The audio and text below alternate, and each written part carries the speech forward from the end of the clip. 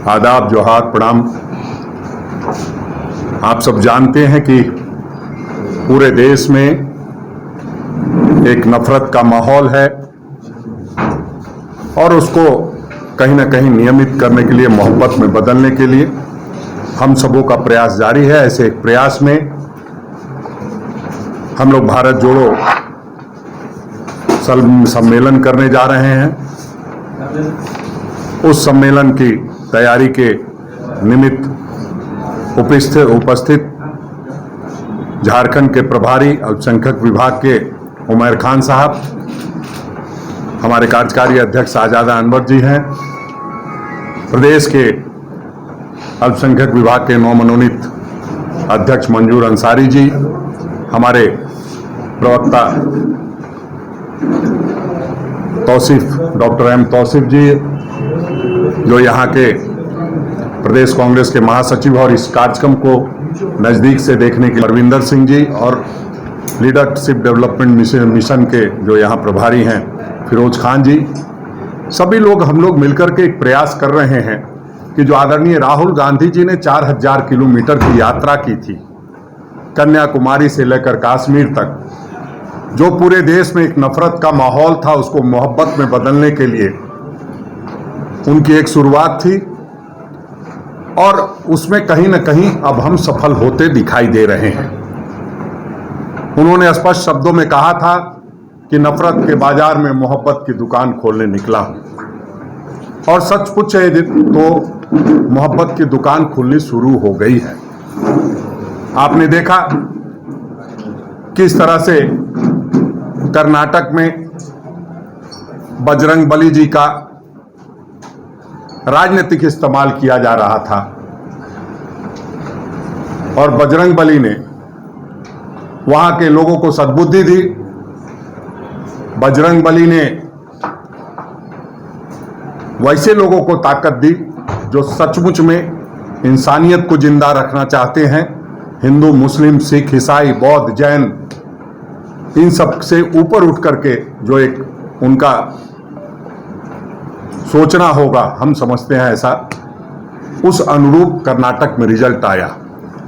और नफरत के बाद मोहब्बत में बदलाव इस तरह से आ रहा है कि हिमाचल के बाद हमने फिर से एक बार कर्नाटक जीतने का काम किया है। पूरे देश में एक लोगों का नजरिया बदल रहा है। उस नजरिए को बदलने में जो हमारे राष्ट्रीय अध्यक्ष हैं अल्पसंख्यक विभाग के आदरणीय इमरान प्रताप गढ़ी साहब, पूरे देश में दौरा कर रहे हैं। और ये हम लोगों के लिए खुशनसीबी की बात है कि एक बार समय की मांग की गई और उन्होंने तुरंत से कहा कि ठीक है, मैं 28 मई को झारखंड आऊँगा। और आपने देखा होगा कि हमारे ट्विटर और फेसबुक में सारी बातों के आने से पहले उनका ट्वीट आ गया कि मैं आ रहा हूँ आपके बीच।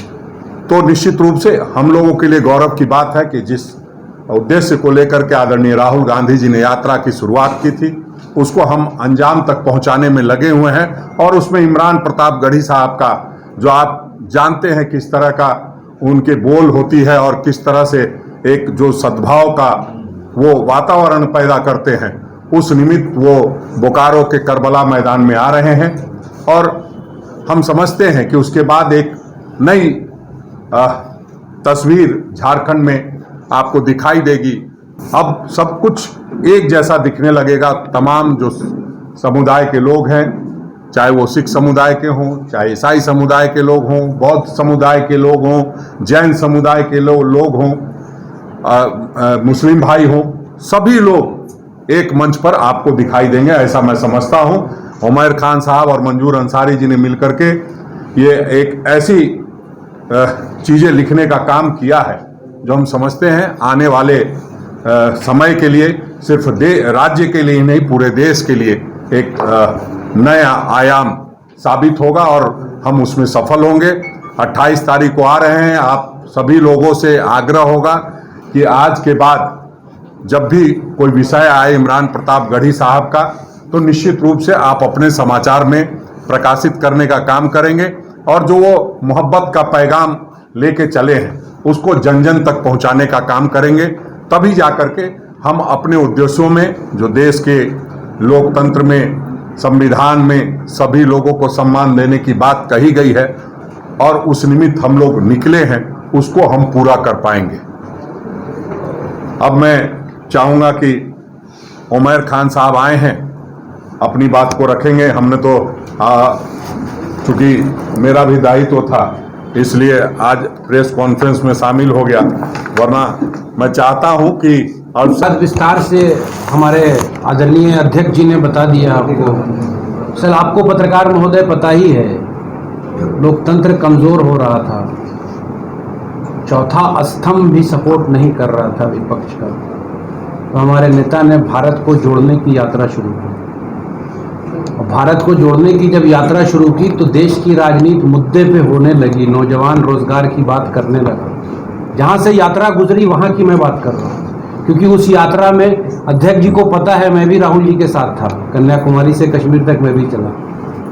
तो यात्रा चली, यात्रा के दरमियान में वो जो नफरत का जो नैरेटिव था वो ख़त्म कर दिया राहुल गांधी ने, क्योंकि यात्रा के दौरान जब चुनाव हुआ हिमाचल में, वहाँ भी हमारी सरकार बनी और पहला स्टेट जहां से यात्रा गुजरी, नौजवान सड़क पर हाथ में डिग्री लेके राहुल जी के पास आके रोते थे कि सर मुझे नौकरी नहीं मिल रही है, गरीब रो रहा था कि घर में खाने का नहीं है। इसलिए राहुल जी ने यात्रा के दौरान लोगों की समस्याओं को सुना और समझा और 5 गारंटी का जो वादा किया पहली कैबिनेट में उसको अप्रूव कर दिया। तो उसी कड़ी को आगे बढ़ाने में, क्योंकि जो अभी सत्ता में बैठे हुए हैं उनके पास इस सब का कोई इशू नहीं होता है भाई, वो सिर्फ भाई को भाई से लड़ाते हैं, वो नहीं चाहते हैं कि समाज में आपसी सद्भावना बनी रहे, उनके पास कोई मुद्दा नहीं है, क्योंकि हर फ्रंट पे विफल रही है सरकार, तो मुद्दे पे बात नहीं करते।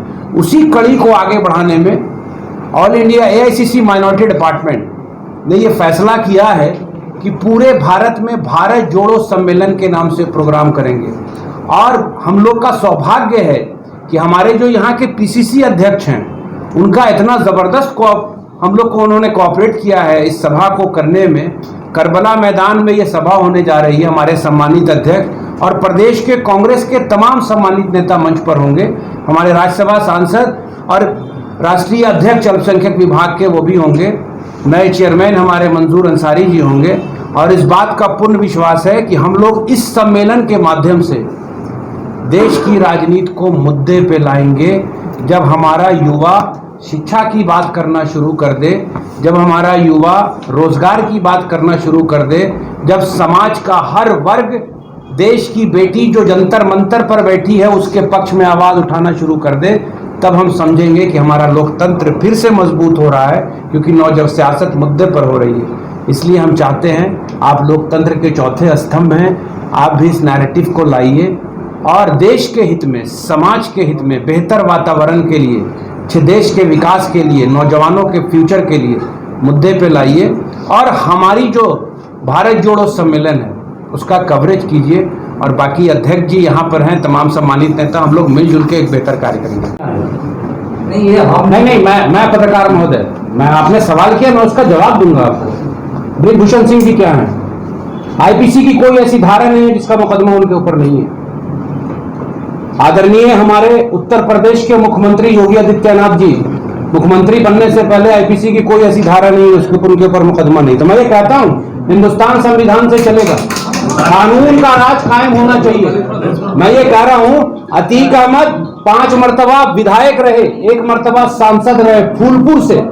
भाई अगर वो माफिया है, मुकदमा करो, चार्जशीट करो, न्यायालय से फांसी की सजा दो, उसको माफ कर दो। मगर अगर हम जनप्रतिनिधि हैं, एक मुशायरा होता है, उस वक्त इमरान प्रतापगढ़ी जी एक शायर थे जो पूरे हिंदुस्तान में घूम घूम के मुशायरे की दावत होती थी, जाते थे।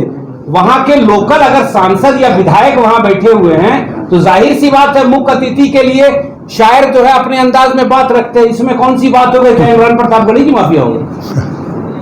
सर इस चीज को समझिए। आप प्रेम की गंगा बहा रहे हैं सर और योगी का उदाहरण दे रहे हैं, बताइए हम कहाँ बता रहे हैं ना कि तो प्रेम की गंगा प्रतापगढ़ी बहा रहे हैं। हाँ, और योगी से कंपेयर कर रहे हैं, तो योगी भी इसका मतलब कि प्रेम की गंगा बहा रहे हैं। कहाँ योगी से कंपेयर कर रहे हैं? आप बोले ना कि योगी पर जो मुकदमा है। नहीं, पत्रकार महोदय, मैंने ब्रजभूषण सिंह के बारे में कहा है। ब्रिजभूषण सिंह इन्होंने ये कहा कि ब्रजभूषण ऐसे ही आपके प्रतापगढ़ी भी है, दोनों में अंतर क्या है? तो प्रतापगढ़ी कहाँ कोई मुकदमा है? वही तो। इमरान प्रतापगढ़ी तो भारत की गंगा जमनी तहजीब के अलंबरदार हैं।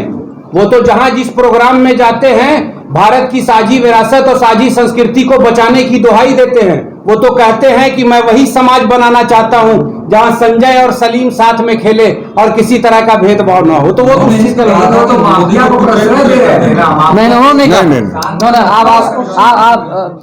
आपके सामने हम गलत है। इमरान उन्होंने कभी प्रतापगढ़ी ने कहा। कभी नहीं वो इमरान मसूद की बात आप कर रहे हैं उधर। हाँ। इमरान प्रतापगढ़ी कांग्रेस के राज्यसभा के सांसद हैं, एआईसीसी माइनॉरिटी डिपार्टमेंट के राष्ट्रीय अध्यक्ष हैं। उनका एक वक्तव्य भी संविधान के मूल्यों के खिलाफ नहीं होगा।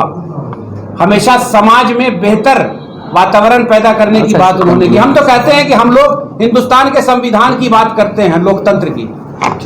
धन्यवाद। बहुत शुक्रिया, बहुत धन्यवाद।